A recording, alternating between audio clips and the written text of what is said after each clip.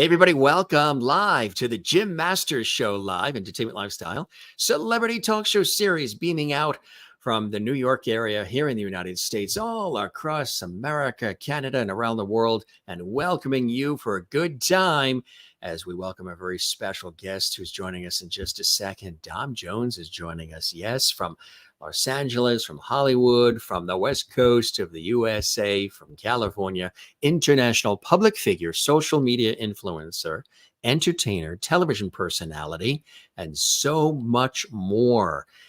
Humanitarian, peace activist, as well as CEO and owner of Propel Cycle, the premier indoor cycling studio, United Nations Association Government Relations Ambassador, Democratic Party of Orange County, California Central Committee member, congressional candidate as well, special needs educator in Orange County, California, co-founder of You Matter Global Movement, a social emotional learning program for youth, co-founder of Democracy, a 501c nonprofit organization, and so much more. And we're so excited to have her here because we're going to be talking about a lot of cool things that she's working on.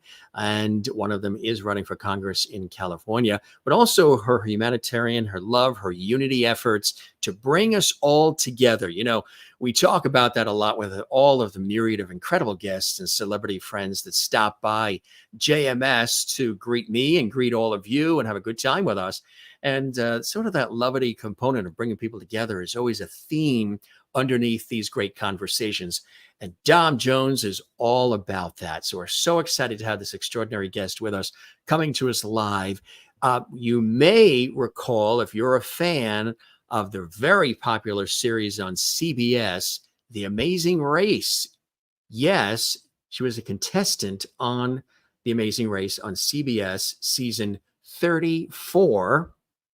Along with her beloved Rich. And they were a wonderful team together. You may have seen the series when they were on together.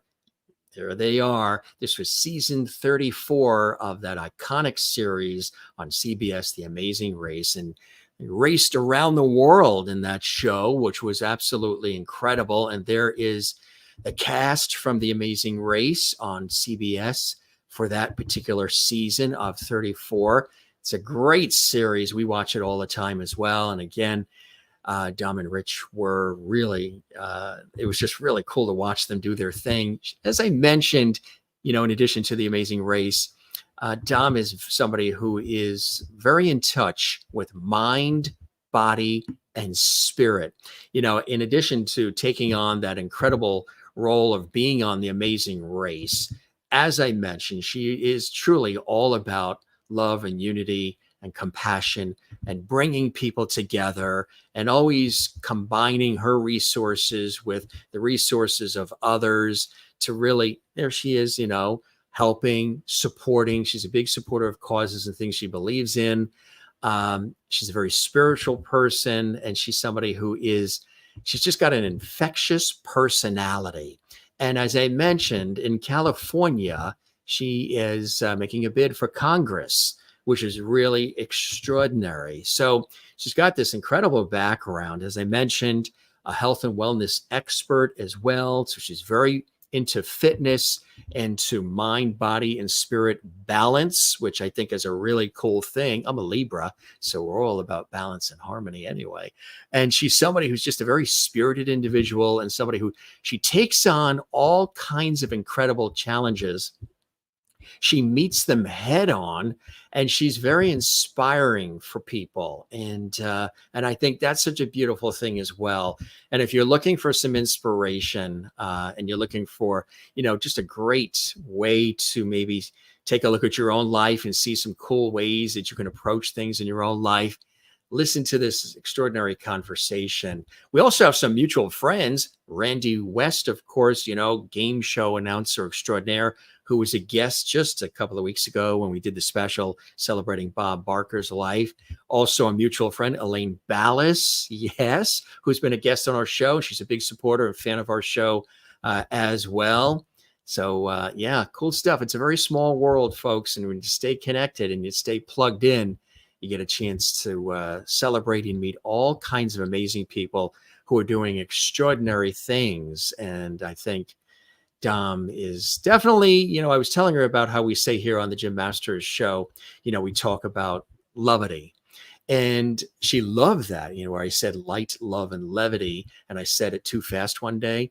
She said, I love that word. And, she definitely is a levity herself already. So it is my pleasure to welcome her to the show. If you want to comment, connect, interact with our show, you guys know that this is a very interactive broadcast. While the show is on live, which it is right now, coming to you from the New York area, around the world, you can subscribe to our YouTube channel, Jim Masters TV, which costs nothing. Just click subscribe, click the notification bell so you never miss any of our episodes. We'll alert you with notifications. And you can comment and interact with one another. Say hello to other viewers right now in the JMS Celebrity Hall chat room, something we do as a gift for all of you as well during the course of our shows. And of course, even when the shows are not on live, you can also interact with us and comment and leave a like and subscribe and all that fun stuff as well, 24/7.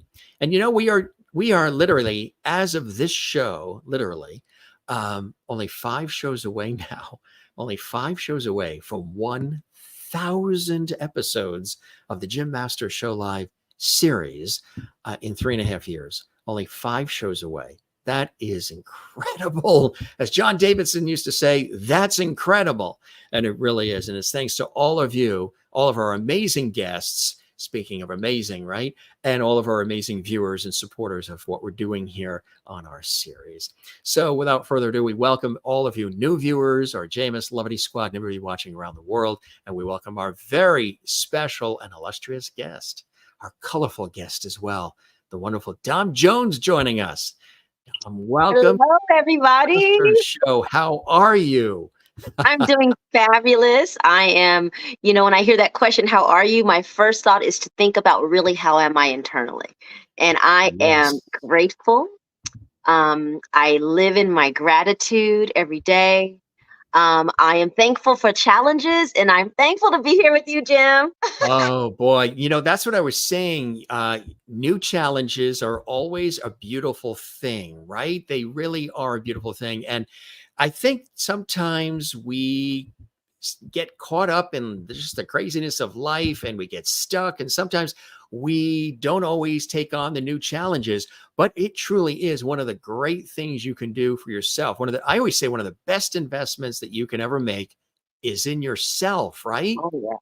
Oh, yes. That investment that you make in yourself is the investment that will reap the most rewards and benefits for you, because oftentimes we look to invest in other people, other things, other institutions, and we're pouring out so much for others without pouring in for ourselves. So definitely that must be the primary way that we seek, I feel, in life, is go within. Absolutely. And in this broadcast, we love to do that and share it with our viewers. And we've got so many excited people that are commenting and they're welcoming you. They already said you're a Jim Masters Show levity, and I love that. That's so cool. That's a unique little extra thing we do here on our broadcast.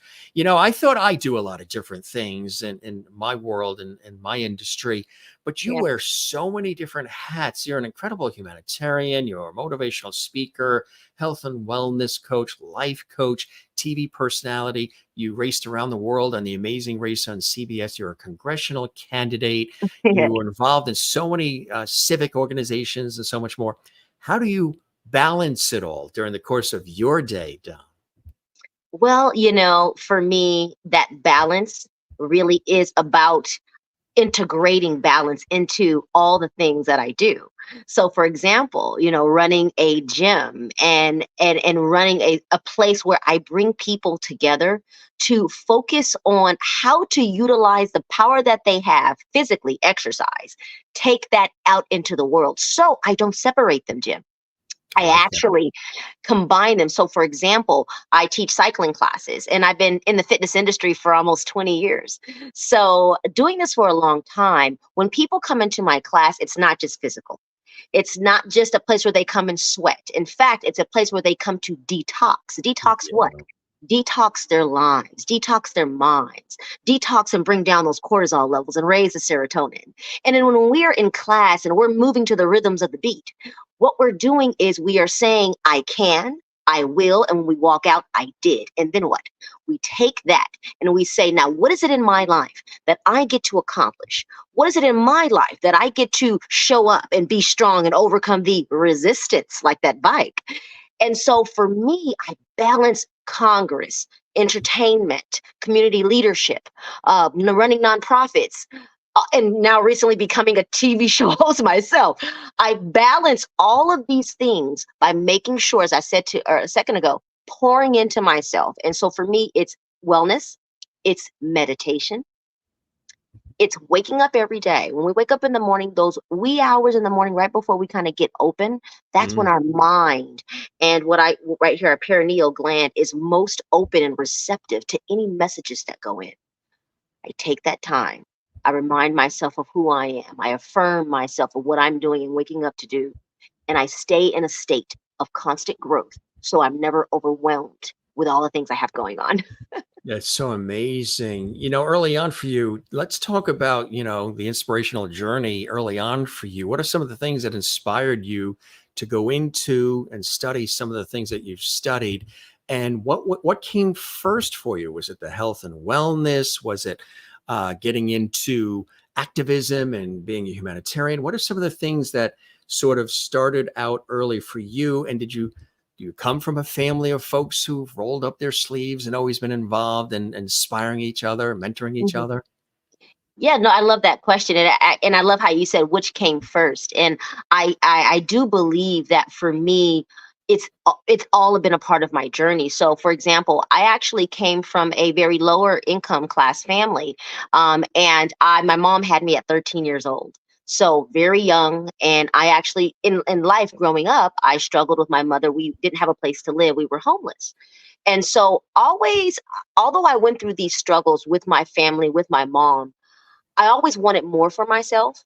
And my grandmother, who I love and adore, she's who taught me to serve and to love others is really the way to love yourself, give back to the world, that we're all here to give in some way, just like you're giving on your show, you know?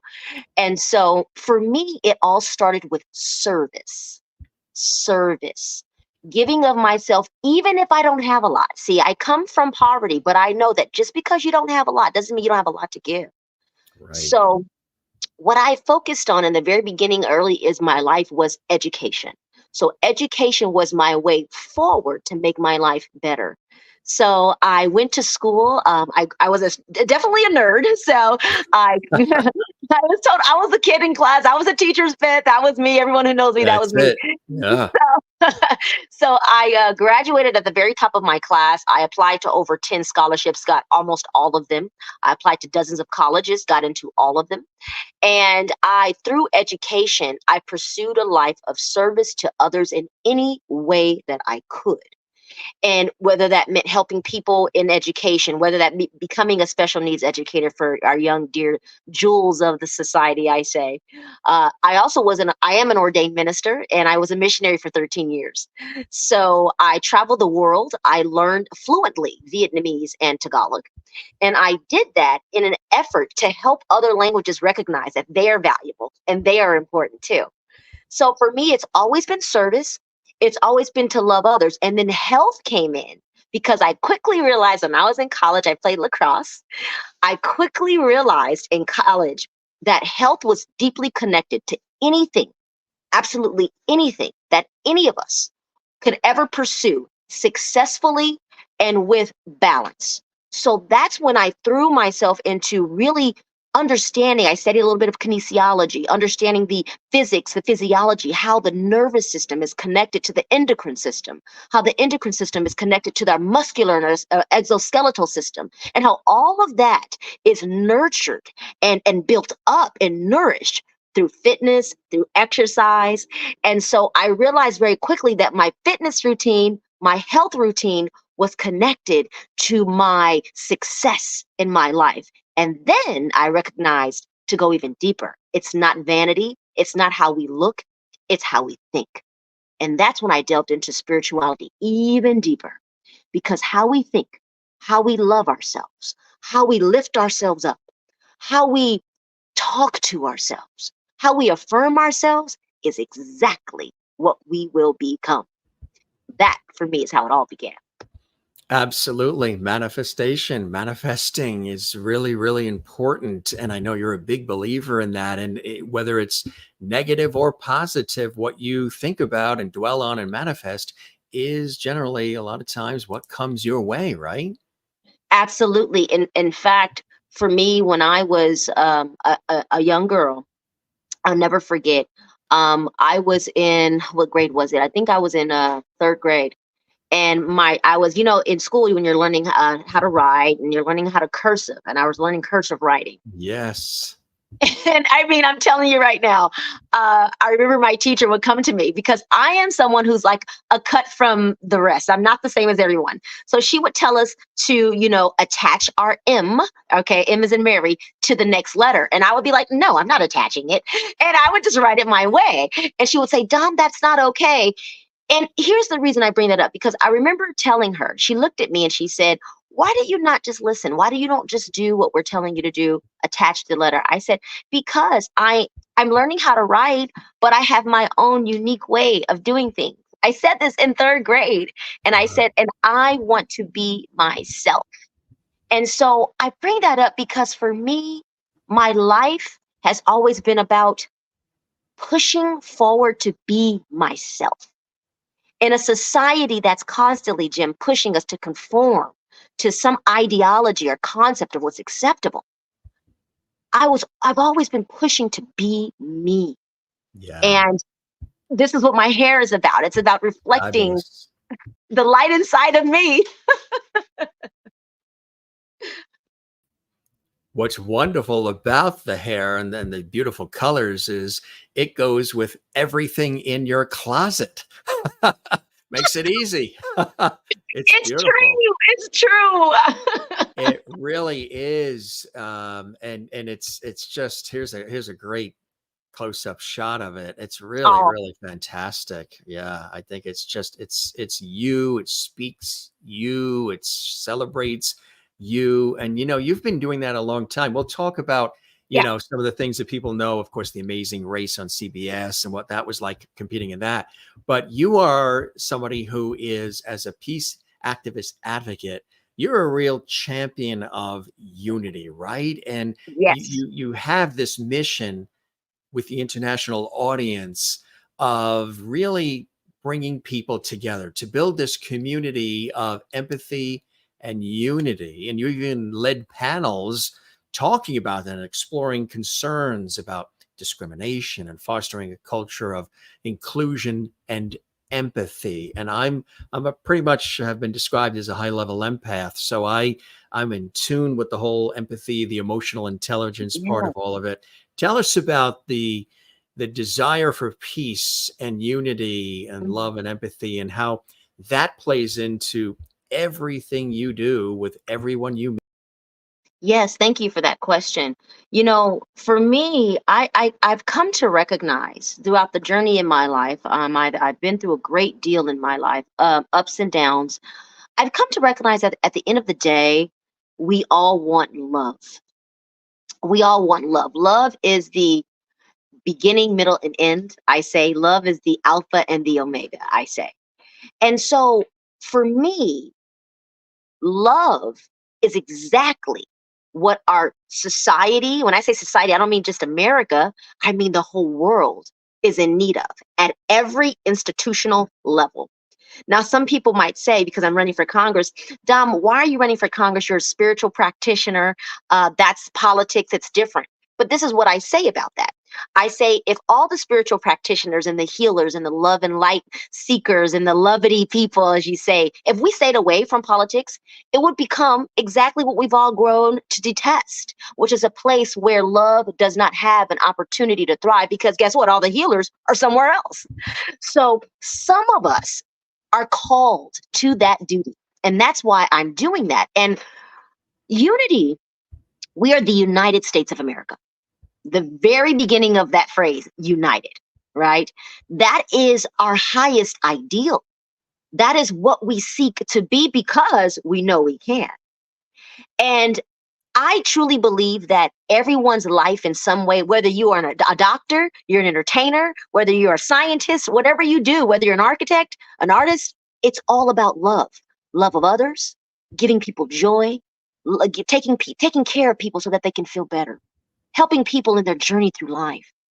And if we give love, Jim, if we give love and acceptance and non-judgment, oh my goodness, the world would be so much better. And so for me, there's no better way to use my time, my energy. I feel we can get money over and over again, but the two things you can hardly ever get back, you really can't, are time and energy. That's right. Where you expend that, because you can't get it back, because your time on this world is finite, where you Right. place that in your rotations around this globe around the sun is so crucial to who you become. And so I made a dedication to myself, and I actually encourage everyone I talk to at some point in their life to dedicate and then rededicate based on where they are. I've made a dedication to myself that my life is for me to live thoroughly and joyfully, but it's in service to every human being that I come across. When I'm at the grocery store, I see someone looking down, I say something. When I'm at the cashier and I see the cashier is not particularly happy, I acknowledge her. I see the light in every person. I see the kindness, and even in those who may be seen as not kind, it doesn't matter. Everyone is a child of love. You see, everyone is a child of love. Right. And so for me, love is why I do what I do. Love in unity and light. When I say light, I'm talking about the light that lives inside every human. The reason why you won the human lottery and you became a human being and you won. That light inside of you and me, oh, that light is an unstoppable force that can create, that can build, that can push, that can motivate, that can make you become everything you want to become. However, it is the families and the lives that we've been born into and the nurturing that we have had that sometimes that has maybe prohibited or lowered the level on what we think we can become. But if we invest in self and we learn these primary lessons of what we're really here to do, which is live our purpose no matter what it is, we're on the path to real love. Amen and amen. High five. That was, yeah, that was perfect. That's exactly what it's about. And sometimes, those self-limiting beliefs that we end up having and listening to the negative words that can come in from the outside can really be detrimental, freeze us in place. And also you talk about the light within all of us. It can sort of really dampen that light. I always say with working in this industry, TV, radio station, film, people say you must really love the light and crave the light, studios and all the lighting and everything. Right. And I said, I enjoy it. I appreciate it. I respect it. I honor it.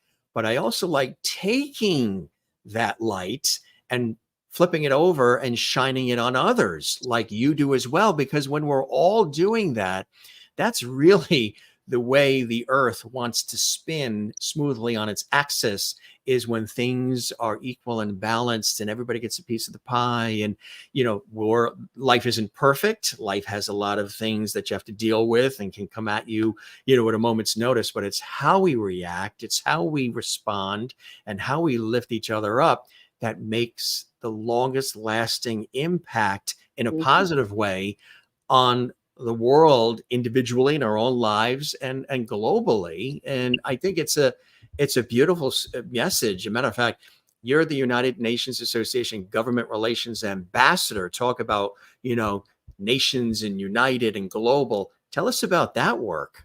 Yes, so that work, so the United Nations, of course, is a global institution, and it helps all. The purpose of it is to support really democracy all across the world, to provide every country the tools and the necessary access to how can we operate as a diplomatic world, and in a way that moves us forward away from totalitarian regimes, authoritarianism, dictatorships, and more towards working for the people of the planet. So it's like the government of the planet, right? And for me, I've been working with the Orange County chapter as their government relations ambassador. I'm so thankful and honored. I'm able to, and this is the beautiful thing about this organization, is that it spans all political ideology.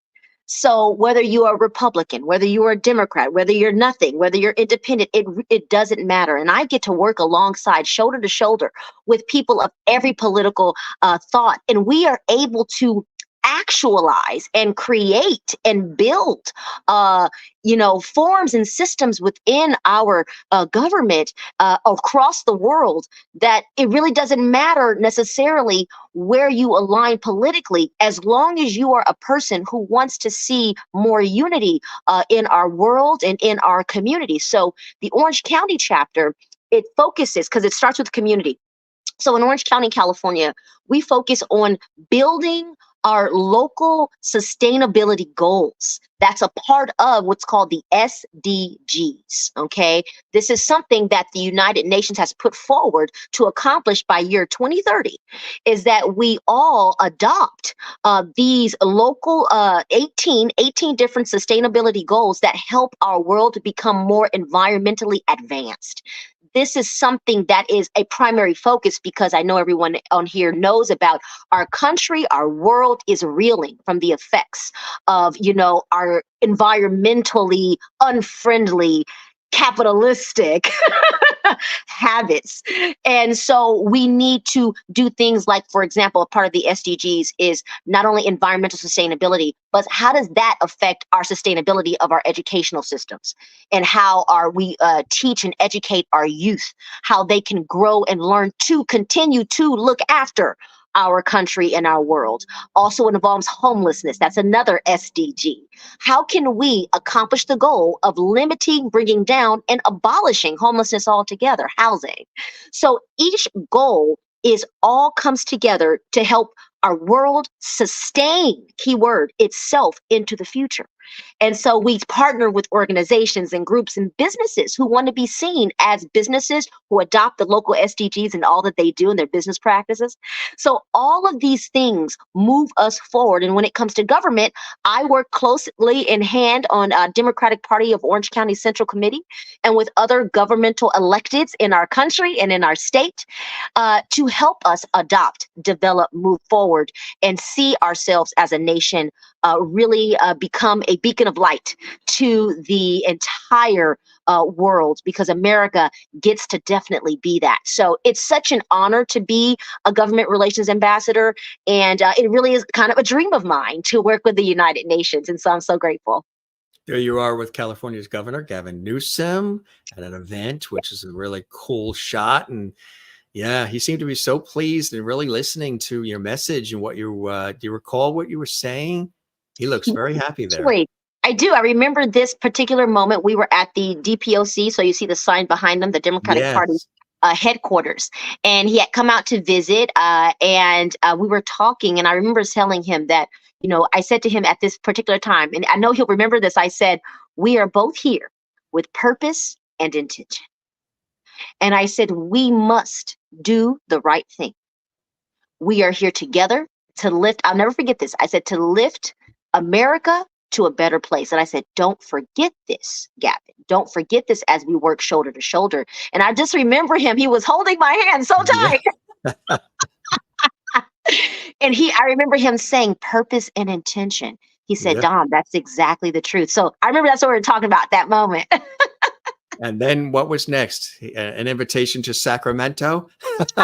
Right, That would right. be Well, the our state controller. So there's Gavin Newsom, Governor Newsom. We have our treasurer Fiona Ma, and our state controller Malia Cohen. Malia Cohen is a very personal friend of mine. She's actually recently endorsed me for Congress, so I'm grateful to have her endorsement. And yes, working alongside state leaders and electeds is very important as we move forward with the focus of again progress, acceptance, and love. And I think we need people in government who are legislators who are willing to legislate with love, Jim, because what is a legislator, Jim, but someone that we're trusting to guide us, keep their word, do the right thing. So guess what? There it is again, someone to love us, right? That's right. That's so incredibly important. Talk about taking on challenges in our lives. You took on the challenge of being on CBS's The Amazing Race, this iconic Yes. series. What was that like? And when did you decide, I think we're going to compete in this? We're going to, partake in this and really challenge ourselves. And you and Richard definitely did. And people may recall from season 34 seeing you guys on. Mhm. What was that experience like for you?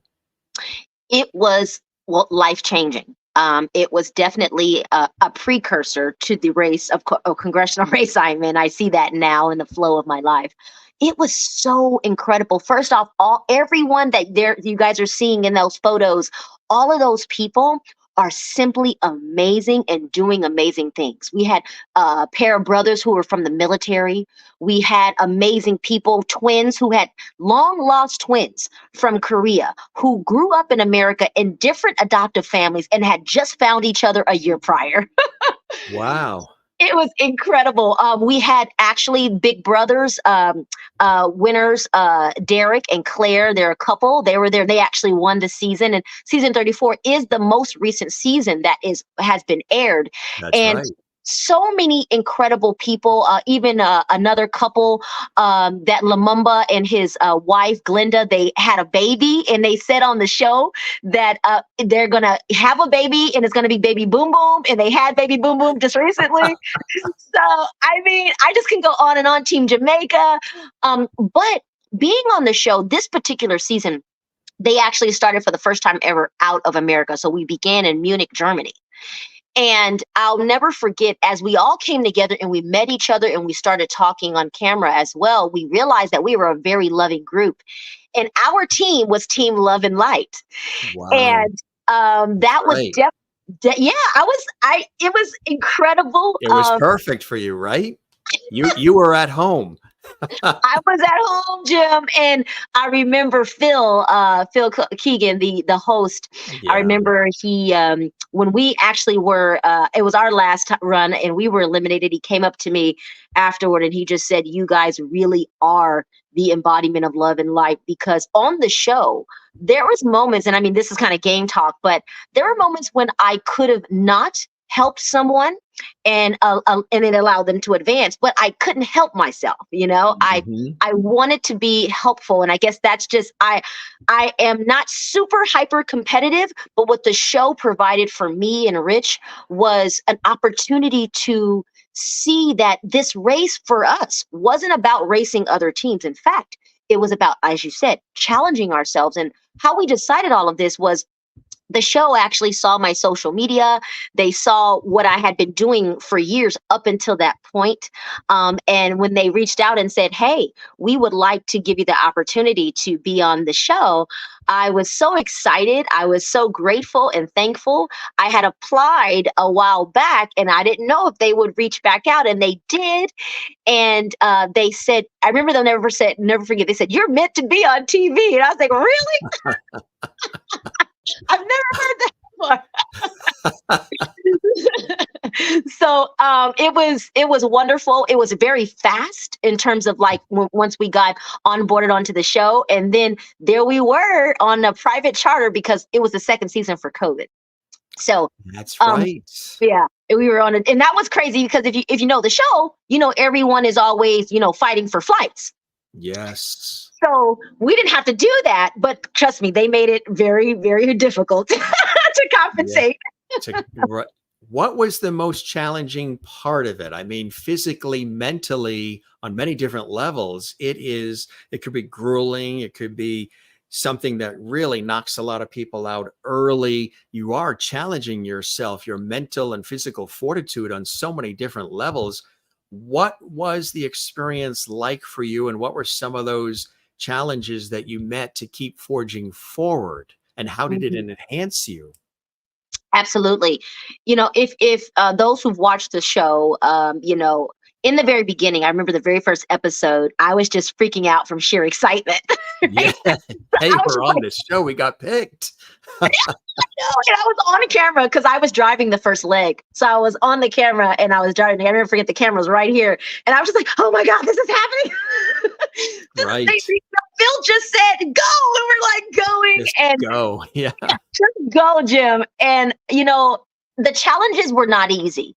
They do challenge you mentally. And thankfully, and the producers commented on this to us, that because I am in the mental health space and in the wellness space, I had that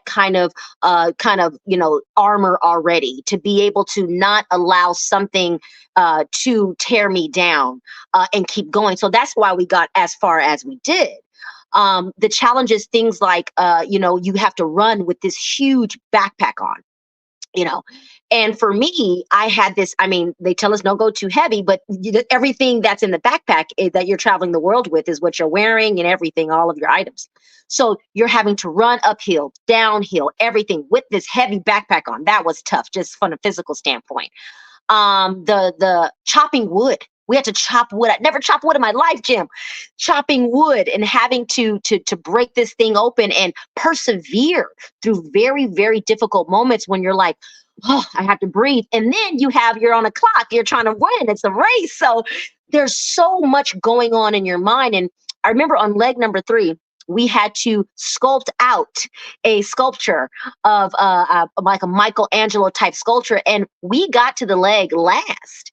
And when we got there, this is when I was like really kind of stressed a little bit, because when you get there, unless you got there first, perhaps, and you really understood, I saw all the other teams with these beautifully sculptured I mean, I'm talking about like artistic, like, and I looked and I said Yeah. to my partner, I said, I'm not an artist, right? Not realizing that you have to sculpt it out of this block. And Right. so that was the hardest challenge for me, because I had to really overcome my sense of belief again in myself, that I can do this, I can persevere. And my grandmother at the time, because she's no longer with us on this earth, she was dying. And Mhm. I was sculpting this, and I'll never forget saying, Granny, please don't pass away while I'm here. Because I was on the show while she was not, while she was dying. And Yeah. unfortunately, she did pass away, and I didn't get to see her. And I was going through a lot emotionally at that time. And for me, I was able to reflect on how, on that challenge with the sculpture, Yeah. did allow my emotions to kind of, get me. And so it taught me how to be in control of my emotions, and how to be grounded, and how to be balanced, and to not allow exterior influence, no matter how intense, to cause us to not perform and be the best versions of ourselves. To just be even on that series, not just for the international attention it brings and a fan base that it sort of develops as well, but to be able to be there with those lights on you and challenge yourself, both you and Rich, as a team. And I'm sure, that was an experience that, again, heightens things for you, including your own relationship together, because you had to depend on each other to meet some of these tasks, and it's just enhances that relationship as well, which is a beautiful residual of it all, right? Absolutely. I will say to that, for Rich and I, it really helped us become closer, because when you're not filming, you are sequestered.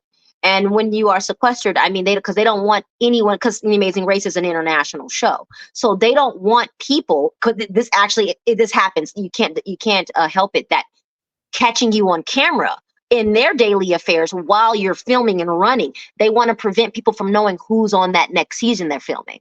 So they Right. sequester you in these hotel rooms, and you have to have a very good connection with the person you're with to endure long days and hours of not filming in a room. You can't go out even to the lobby. So for It's like Rich and being on a I, jury. Yeah. yes, Yeah. absolutely. It drew us closer. It helped us see our strengths and weaknesses as a couple. And but really more than anything, I'll never forget that he said to me on the show, it was we had been together at that time for 3 years, and Mm. he said to me, "This is the most thrilling and amazing thing, one of the most amazing things, honey, that I've ever done in my life."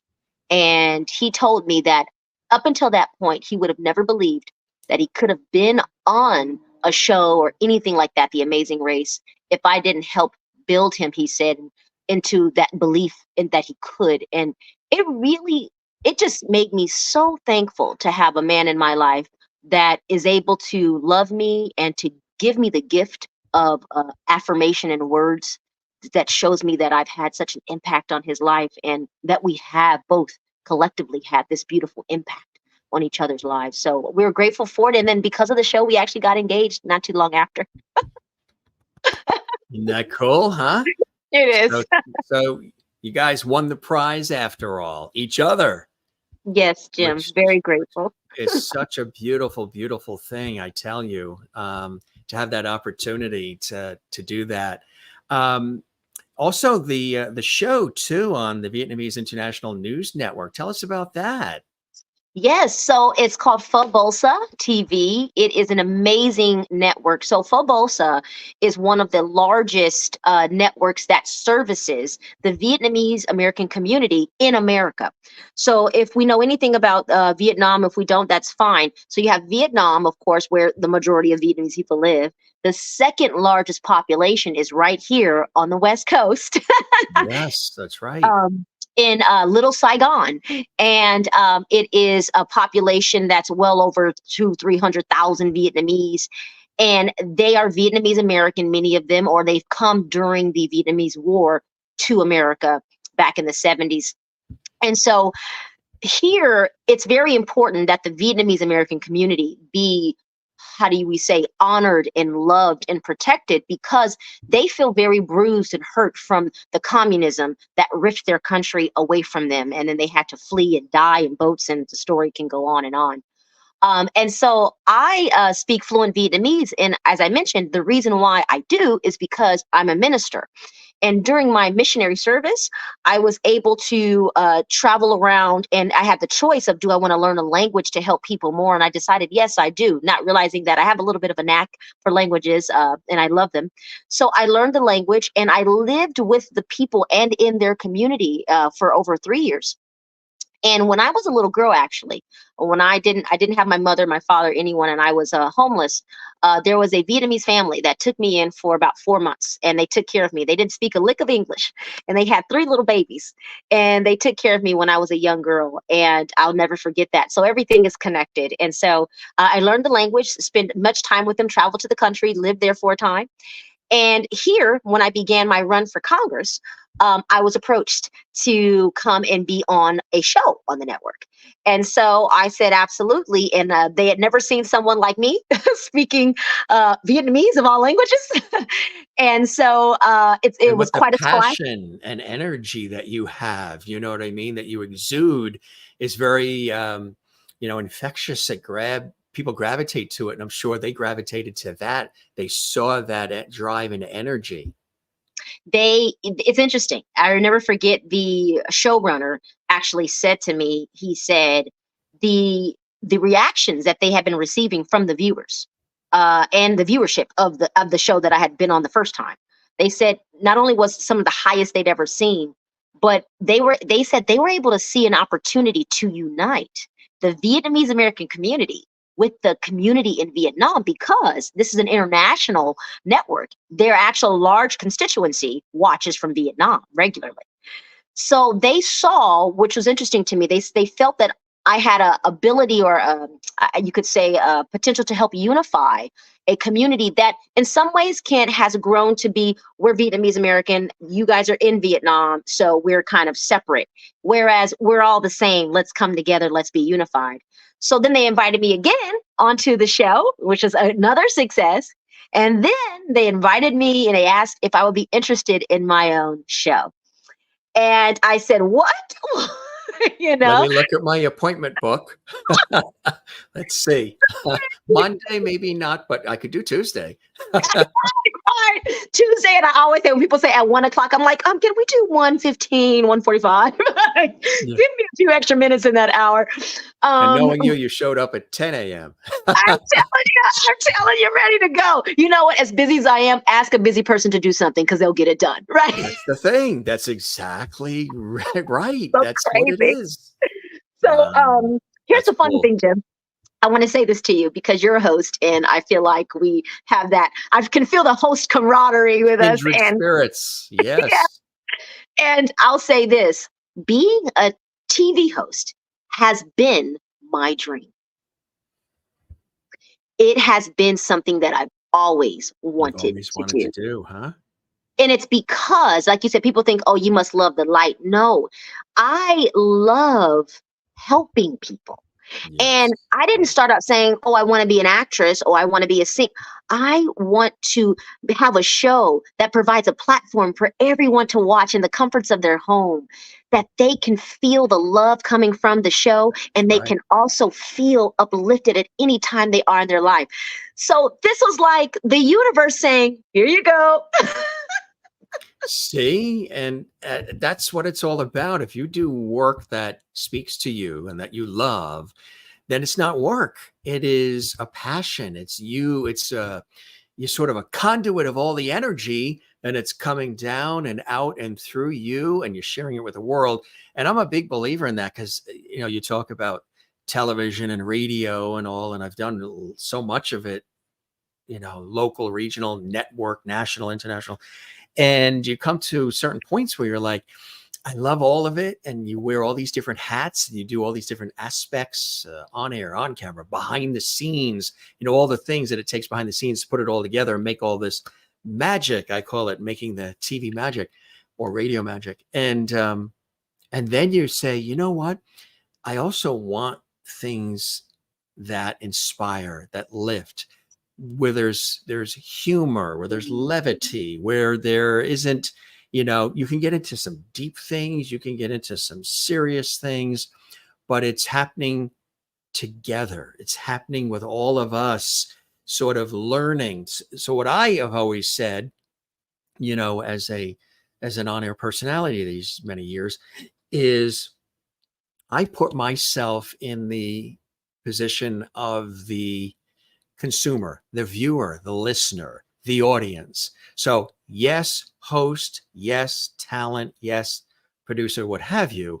But for me, I'm as curious and excited about the situation as the guest is, as the listeners are, the viewers are. So I see myself not in the chair as the host, that's the higher chair, but as we're level, we're all learning. And a lot of times I'll ask questions that I know viewers and listeners want to have asked, but I will ask questions where I'm figuring things out. So what made you do that? And what is it that you got from that situation?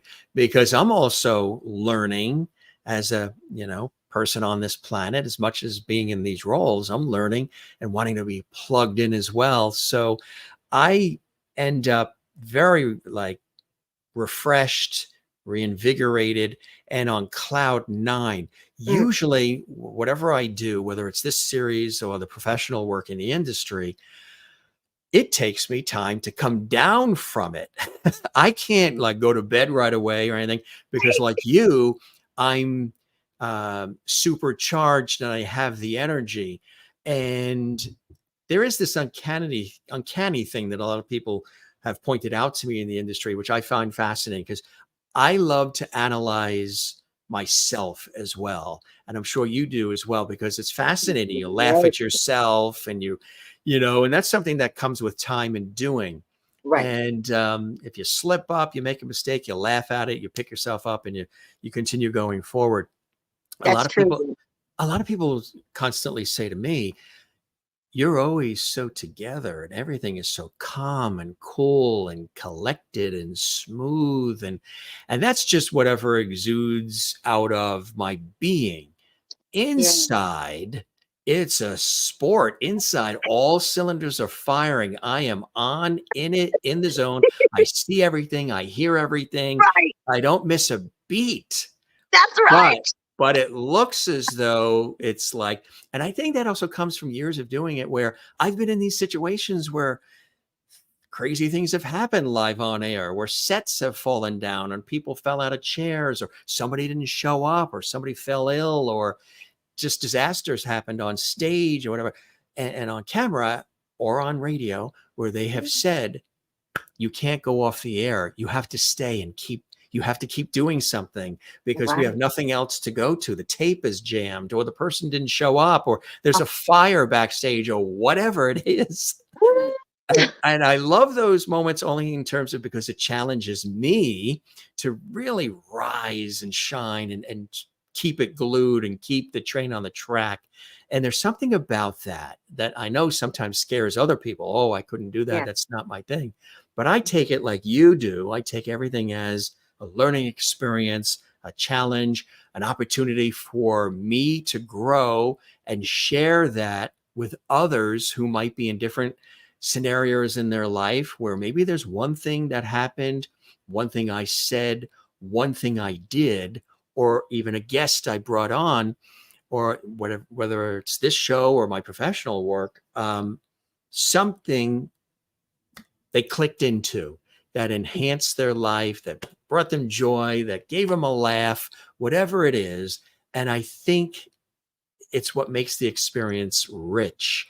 And as somebody who's been doing it for a long time, that's some of why I love doing it as well. And I can see you have a similar mindset to how everything, is done. Yes, absolutely. And Jim, you mentioned something about you look at us all as on the same level. And that is something that I feel and I know we are all the same. I say we're all different like plants. You know what I mean? I don't say the eucalyptus plant is better than the lavender plant just because the eucalyptus plant is, maybe leaning towards the sun and the lavender plant is, leaning this way. No, we're all at different levels of growth. And that's because what we work on developing, and I'm sure you'd agree with this, is having an abundance mindset instead of a scarcity mindset. When you have a scarcity mindset, guess what? We will be judgmental. We will Yeah, be critical. We will become jealous. Oh, so not good. We will become people who seek to tear down others or so jealous because what is jealousy? But admiration turns sour, right? correct. Right. Yeah, exactly. Yes. So we'll take that admiration turned sour to jealousy, then we'll covet, then we'll become envy, and then we'll try to stop someone else's blessing. See, all of these things, when you have abundance, there's room, there's enough for everybody, That's for exactly right. everybody. That is And so the right. last thing I'll say about this is that I believe life is about acquiring knowledge, but not just for knowledge's sake. Knowledge is power, but it's to do something else with it. Wisdom is knowledge applied. Yes. Life is about going through those hiccups, like you mentioned, those difficulties that I've been through, those hardships that I fall and I get up and I dust my face off. All of these things are so that we can learn, apply it, turn it into the wisdom, which is what? We won't repeat it again. We've learned the lesson. We can progress into the next blessing.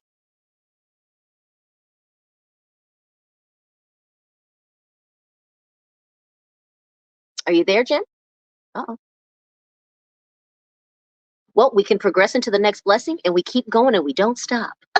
That's exactly what it is, right? That's what you do. You just keep going forward and you just keep celebrating the joys and the moments because, like I say, tying into what you were saying, every time we wake up in the morning and you look out and there's the sun, Mm. it's a blessing. We've won. You've already won. And it's what you do with it during the course of the day and how you react to everything that really is what makes the greatest difference. One of the things you do that I think is also special, and to, in addition to all these other incredible things, is you are the co-founder of You Matter global movement, which is a social emotional learning program for youth. So inspiring young minds. Tell us about that work.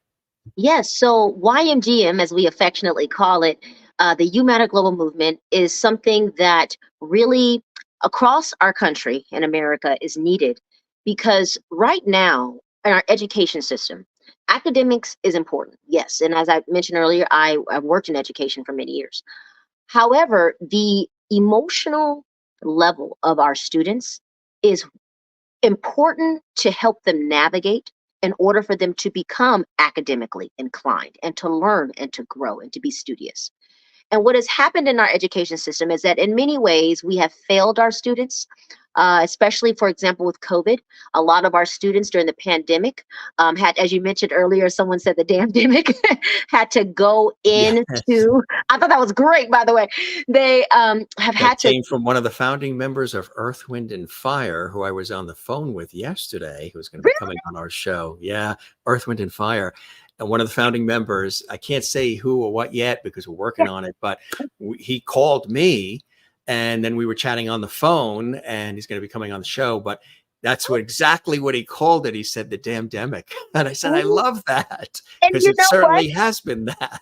It has, because it's quite frankly, it has damned, and put into a circumstance so many people that they weren't expecting, people who were not emotionally equipped, for example, to handle such a quick and severe isolation that was put upon us as a world. And with the youth and by the way, Earth, Wind, and Fire. My literally probably my favorite group of all time, my grandmother's favorite group. Now we get to sing September. Just kidding. Okay. In September. That's right. We're in September. So, oh, I love Earth, Wind, and Fire. Okay. And my But so, birthday is this Sunday, and I'm a Libra. So all of these things are on purpose, my friend. All of this is learning. together. Oh, September, I get a call from Earth, Wind, and Fire. You're here. We're talking levity and all the rest. It's all on purpose. it's on. I love All Earth, Wind, and Fire. designed. Oh my! And then if we talk about Earth, Wind, and Fire, talk about spiritual. Okay, but we're gonna digress. Yes, it's so true. Yes. But with our youth, I decided with my partner to go into the schools because there were no programs that were being widely utilized to help our young children, middle school, high school age, to become emotionally astute. And as a result, kids coming into school not knowing how to function, not being able to take a test, not being able to pay attention because at home, maybe they are being going through abuse. Maybe they don't have a home. Maybe they're not eating every day. Right. So this program, what we do, we go into the schools. We actually hold assembly. So it's an assembly program. We put on a huge program for that school. Often it's at the beginning of their school year, sometimes in the middle or the end. And we actually put on a program that allows the students to tell their stories. Mm, So they come out in front of their whole entire campus, which is very intimidating. But they're given this opportunity to share their stories, their struggles, so that all of those students know they're not alone.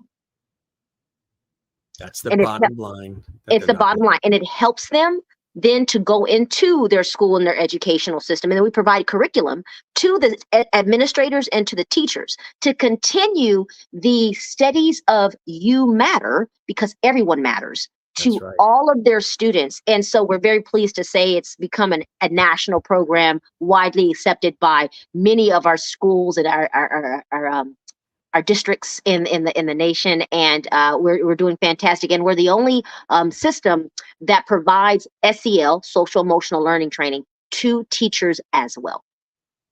If you're just joining us, everybody, I'm your host, Jim Masters. This is the Jim Masters Show, live entertainment, lifestyle, celebrity talk show series. And we are beaming all across the globe here from the New York area. Our very special guest is humanitarian, peace activist, advocate, health and wellness expert, TV personality, congressional candidate, and so much more. Dom Jones is here, coming to us from California, and as I mentioned, congressional candidate. Tell us about that? When did you decide to say, you know what? I think I can make a difference. I think I can make some change. And I'm going to throw my hat into the ring. Not always the easiest of decisions. You have to consult with family. You got to take a look at what you want to do going forward. You got to make room for it in your life and all the things that come your way as a result. When did you decide to do it? And congratulations for wanting to step up and step forward and, dive in. Thank you, Jim. I'm very grateful for that. Thank you so much. And for me, being someone again who has ironically been uninvolved in politics most of my life, as we've discussed, I never entertained politics at all. In fact, being a missionary like I was, I always felt that the spiritual side of things is where we get to cultivate. So that's what I focused on. However, because I owned my gym, Propel Cycle, and I had been in the community for many years as a health and wellness leader, I didn't realize that that's what was happening, but I guess it was occurring. And I was approached by our local, Orange County elected officials and said, "Hey, would you consider running for Huntington Beach? Because that's where I reside, city council." And I was completely in shock. Actually, it was a friend who we were having wine one day, and she said, "Dom, what do you want to do in your life? What do you want to do?" And I looked at her and I said privately to my friend, I said, "I want to change the world." Mm. And she looked at me and she said, "And you believe you can change the world?"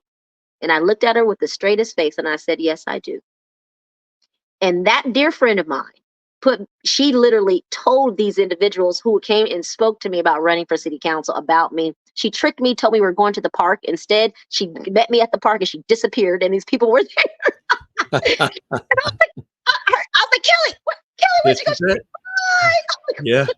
Do your thing, right? Make the magic. Here they That's what are. she did. Oh, I love her. And I always told her if it wasn't for you. So they convinced me that I could be helpful. And in Huntington Beach at the time, there was someone who stepped down who was a bit of an extremist at the time. And I'm someone I try to be balanced. I try. And so I ran for that appointment. And at the time, it wasn't a full election, it was an appointment. But however, they didn't select me to sit on the dais. However, I am grateful and honored to say that I was able to encourage them to elect the first ever African American to ever sit on that city council in the history of Huntington Beach, which has a history of having issues with racial justice. And we were on the news nationally for having rallies and things and extremists. So that was very important. I said, do this, please do this to make a statement that we are a place where everyone's welcome. And so now sitting on the city council is Rhonda Bolton. I'm very glad. But after that, I became an activist and I became involved and I became a civil rights activist. I went marching in DC for voting rights, and on the DC Capitol, I got involved with Planned Parenthood. I sit on the electoral advocacy and African American committees currently. I got involved with all these things and helping other candidates who align with me, Jim. And then I realized, I said, I need to run for Congress, not water district, not these other roles where people were like, "Oh, why don't you start there?" I knew what I was being called to do. I did my research. I was active for a number of years. And when the time came for 2024, I said, I must declare, I must run. When I was 20 years old, and I say this to everyone, because I can't have children. I can't physically have children. And when I was 20 years old, I actually went to, and talk about women's rights, I went to a doctor and I said I wanted to get my tubes cut. And I had never had children. And they don't do that. They don't even do that hardly for women who have kids. And I had to go to 5 different doctors, by the way, because they can refuse you based on their own religious beliefs. They can't. Yeah. Yeah. And so I did that. I was able to get that done finally. And I remember telling the 5th doctor who did it, Dr. Wallace, he said, "Why do you want to do this? You're so young." I said, "Dr. Wallace, I don't know about the future so much, everything, but I know I am called to serve in a different way. And I need someone who's willing to honor my life and do this for me." And he looked at me and he said, "I think I'm going to do something good for the future." So I'm here to serve, Jim. I'm here to give myself in complete service to my nation, to my neighbors, to you, to us all. And at the end of the day, nationally, we need leaders at the top who are willing to help the trajectory of our nation go towards a better day. And I do believe that is what I am called to do. That's so beautiful. That is really incredible. And, like I said, you're very passionate, and what is one of the first things that you would love to do if you did win? Do you have an idea of what you would love to tackle first that you see as a real issue? So we have a lot a lot of issues, that's for Yeah, sure. I know. Put a pot of coffee on, folks. I'm telling you, look, and I got here we go. You got it. You got it. That's it. The first thing I would do, because there's so many issues to tackle. So I can easily tell you one issue. I mean, I believe, we need to codify a woman's right to her own body on a national level. I know California passed Prop 1 recently in our midterms, and they codified the right to a woman's body and, abortion, and that's wonderful. But there are young girls who may be going through very bad situations in life in Tennessee or other parts of the world. So that's a very big, important thing to me. Civil rights, equal rights. Right now, we're seeing attacks on, unfortunately, far extreme leaning people who are attacking people of color and people who are different. The LGBTQ plus community is being heavily attacked. That is my community. I'm an African American queer woman, and I really believe that, again, a person's desire or right to live how they want has nothing to do, should not be legislated. So in an effort to begin to tackle all of these different issues, what I would do immediately, actually, right away, and I've already begun to coalesce different people who are interested electeds, I would want to form the first ever congressional coalition for unity, something that has never been done before. And what that is this: across both party lines, I would reach out to all of those other congressional members to see who would want to be a part of this congressional coalition. And the whole focus and purpose is to find harmony in each of these issues, wherever it may be, because it is there. Find some sort of common ground, okay, with those clearly who are reasonable. And when we can do this, we can begin to merge the divide that has developed in the House of Representatives to where they can't even get anything done or passed, which is asinine, and really begin to figure out how we can tackle these issues in a way that is not it does not alienate the concerns of either side because they are valid in their own way, but instead seeks to move us forward and say, okay, for example, LGBTQ plus rights. Everyone has the right to live according to their own desires and how they want to live. How can we make sure that this is something that people are not being threatened by, that people are not losing their lives because groups of people? How can we properly make, I would say, laws in place that bring down the hatred that we are seeing in the rhetoric and the actual actions and people losing their lives? So it's conversation. And we need to start having the conversation. No one wants to, Jim. No one wants to. But for me, I am a unifier, and I would hope to bring us to the table and begin that process. Incredible. A couple of biggies there to tackle when you get in there. What's the process like? What is it like, running? What is that experience like for those watching who have never done that before? It is, first off, the blessing of a lifetime. And I really want to reiterate this, to be running to represent the United States of America in the House of Representatives, such a sacred body, to stand alongside in the legislative branch, alongside the executive branch, our president, and the judicial branch, our Supreme Court. What an incredible honor to even say I'm running. It is very taxing on the emotional being, right? Your schedule I don't even want to call it a schedule. It is the most insane thing you'll ever do. It's running a marathon 20 times over. And by the way, we've been in this congressional campaign for 9 months, since January. And you have to commit for at least 2 years of your life, because we're running for the November general elections next year. So it is hard. You have a team with you, and everyone is telling you where to go, where to be, where to go, who to go see. You have to have meetings all day, every day. You speak to tons of groups and organizations constantly. But I'll tell you this, it is such a wonderful thing to travel the country, the state, my community, my county, and to see how we all want the same things, Jim. We all want safe streets. We all want a good education system. We all want to be respected by one another. And we all want, for the most part, a government that really is giving everyone the opportunity to live a free, open life, no matter what we believe. So, my biggest joy on the campaign is meeting people of all walks of life, looking them in their eyes, seeing the spirit and the energy and the light and the fire come on in every single person, and being able to say, I would like to serve you if you would let me. I would like to be your leader if you would allow me. And if you do, I will keep my integrity. I will honor you. I am truly the kind of leader. And I have to say this, that we all want. And I'm ready to be that. So it's exhausting, but it's also the biggest blessing, one of the biggest blessings, Jim, of my entire life. I can imagine it's extraordinary, and to take it on with such vim and vigor is, again, quite extraordinary as well. And to add that into your life is amazing, pun Yeah. intended. It really is on so many different levels. And again, I know you've always been, you do a lot of speaking as well in the motivational world, right? Yes, I do a great deal. I'm a motivational speaker by trade. One of the things that I do, and I'm hired to go. I go speak to businesses, to their business associates. I go speak to schools as well.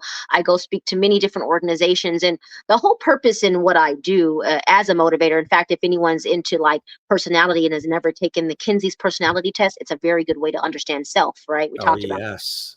And I am a someone who is an idealist.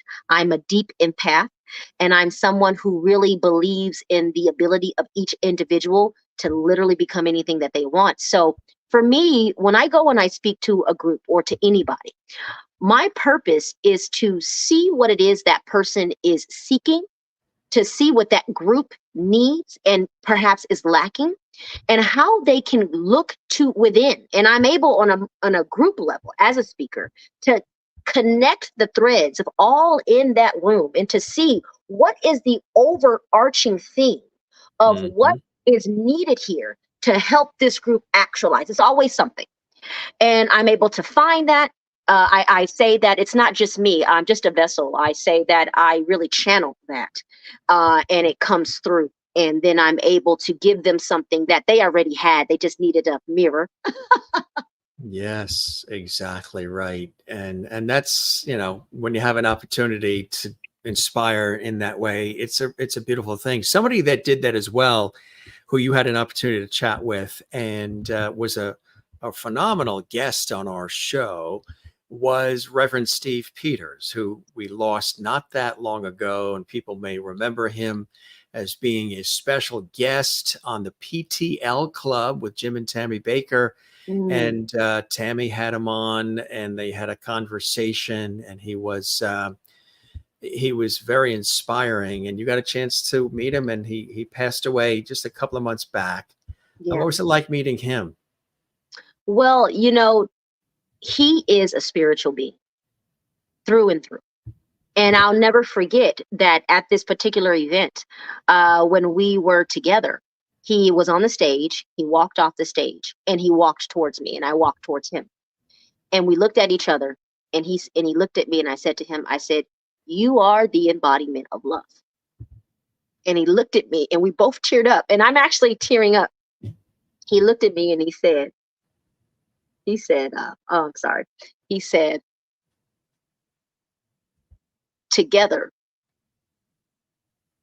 we are helping people shift their consciousness."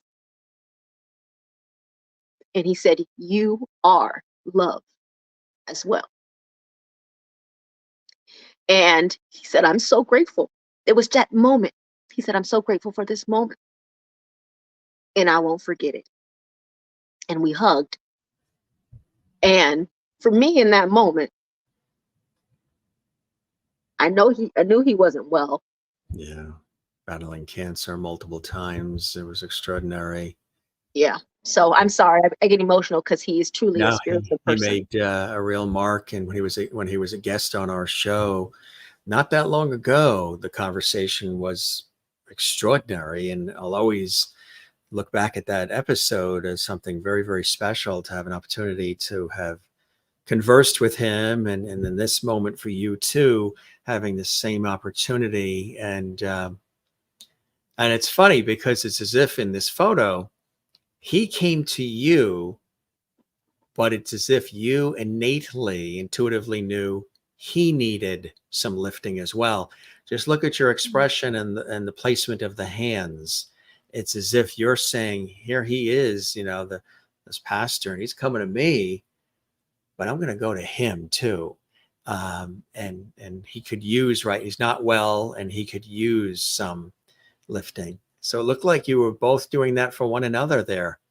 Yes. And Jim, I want to say about that moment as well. Oftentimes, I don't know, you said something right now very interesting. You said it's like you were innately pulled.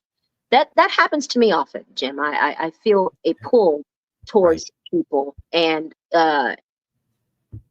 I am, I don't know I'm going to say this the best way I can. I am so thankful to be surrounded by people of love and light and levity. I love your word.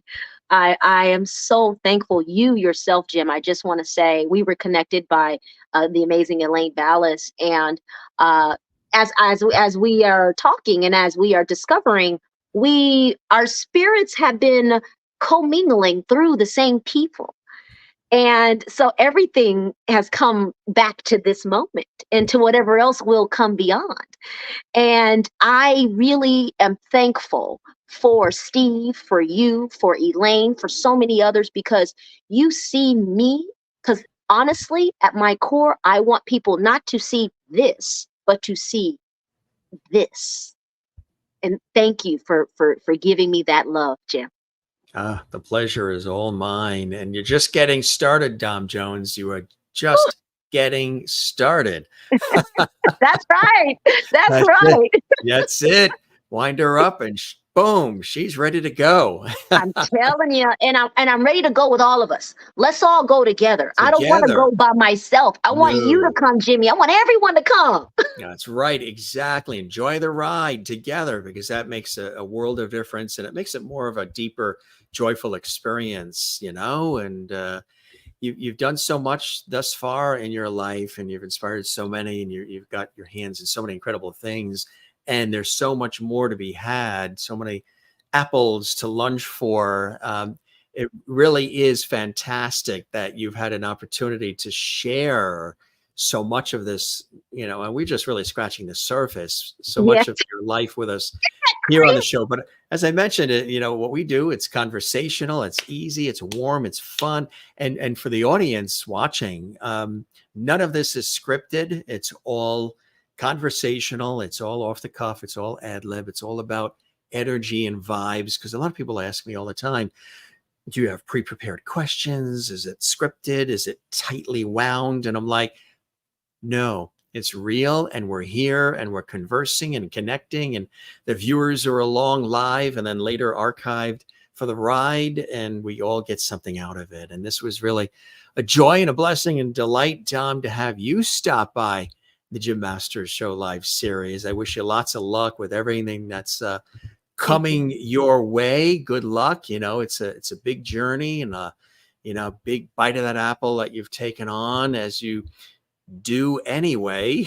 All right. It's kind of what I do. Without trying to. It's who I am. I don't know what to say. That's it. It's who you are, and we are so happy to have an opportunity to share essences of it with our viewers, our lovely viewers watching around the world. I hope you enjoyed the time with me as much as I absolutely have with you, Dom. I've enjoyed it so much. And I want to say thank you for having me on the show. Thank you for being so gracious and kind, and your spirit. Happy birthday. You're a Libra. Come on now. And by the way, I will say this before we go. I just had my birthday month. I know I'm too much. I'm a Leo. That's it. Yeah. Leos and Libras, we actually are very kindred. Yes. Very much so. Very much so. Absolutely right. Yes, very Yeah. compatible and play off each other. And it's like a fabulous tennis match, and everybody wins.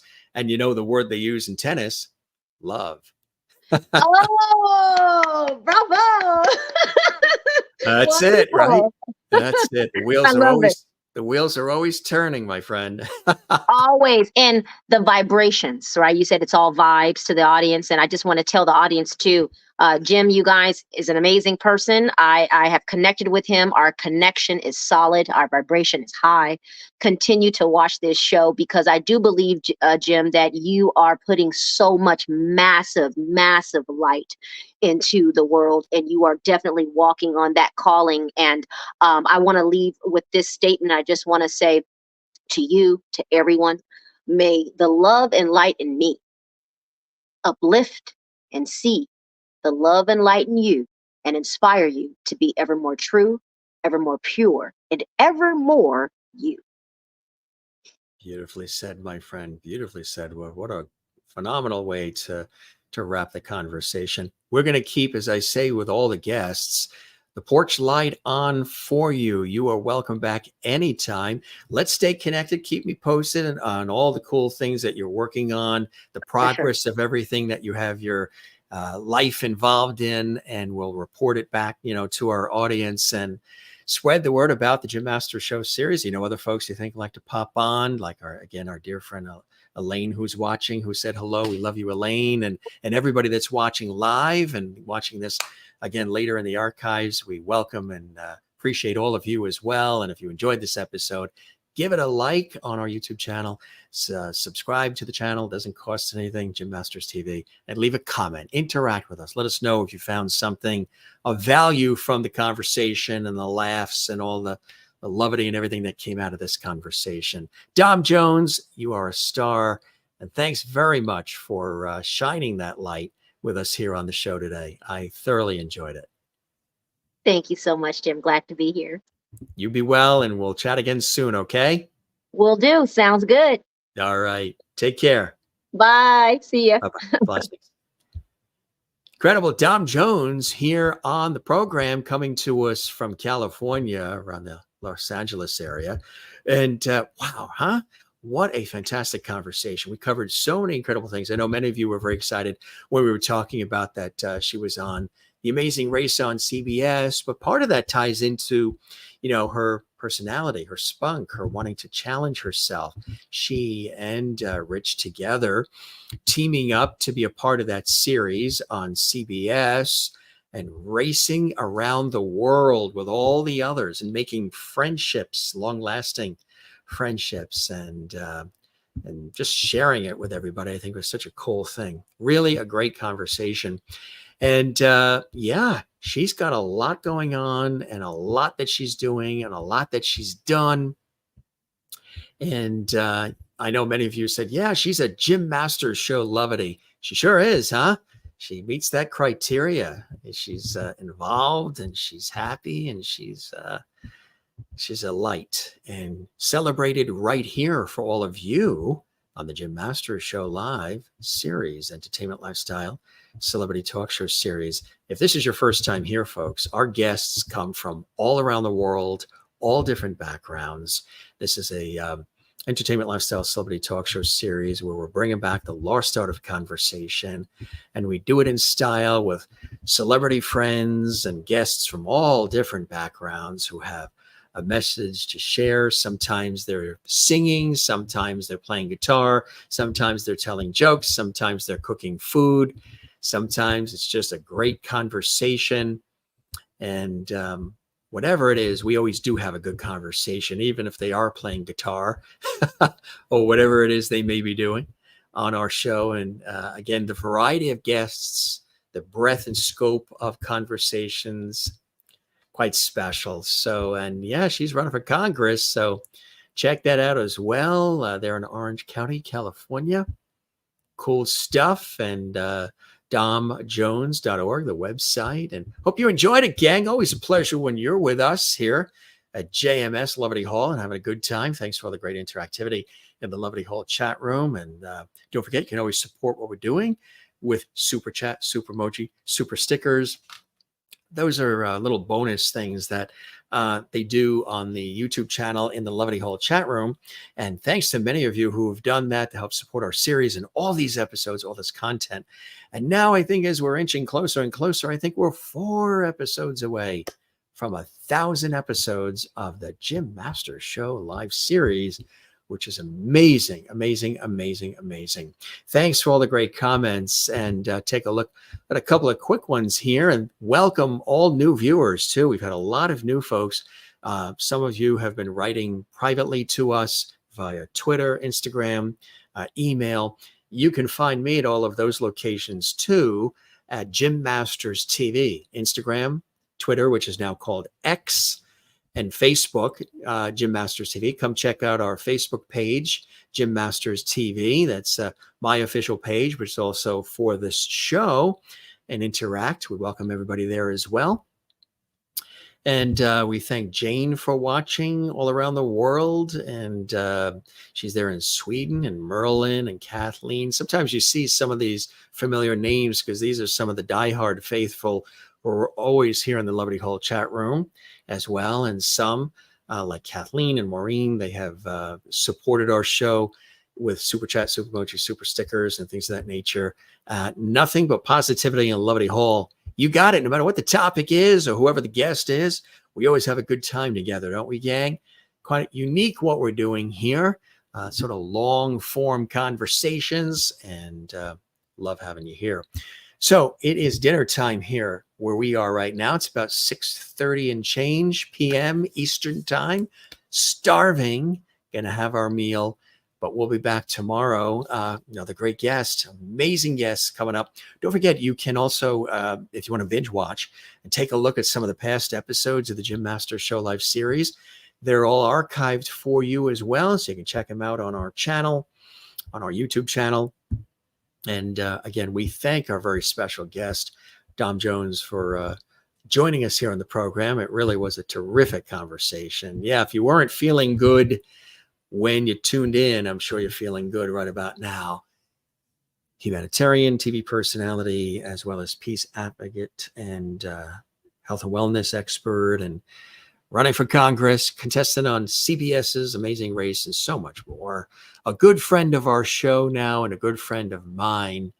As you heard her say, we're now friends forever. I think, that happens a lot on this show. So many of our guests come on and we end up being friends. If we weren't already, if I didn't know them personally prior to the Jim Masters Show episodes, we become friends. Thanks for watching the Jim Masters Show live series. Again, we would love it if you can give this episode a like on the YouTube channel. There is a thumbs up icon on the YouTube channel. Click like, leave a comment on the channel underneath the episodes. Don't forget to subscribe. We say that for all the folks who haven't subscribed. Those of you who have, thank you so very much for being a subscriber and a believer in what we're doing here at the Jim Masters Show live series. The subscribe button is on the YouTube channel or wherever else you may be watching. And leave a comment, interact, and yeah, good stuff. All right, we've worked up an appetite here with all the conversation. Wherever you're watching, thanks for stopping by our show. We really appreciate and value you being here with us and sharing your comments and lovely with us as well. We're going to prepare another great episode for you. Catch it coming up soon. And again, if you are watching this not live, but in the archives, stay right here. Another episode of the Jim Masters Show comes up from our JMS Liberty Hall archives on the YouTube channel. We'll see you again soon in the next one. Thanks for being with us. I'm Jim Masters, thanking you for your time this time. Till next time, be well. Cheers.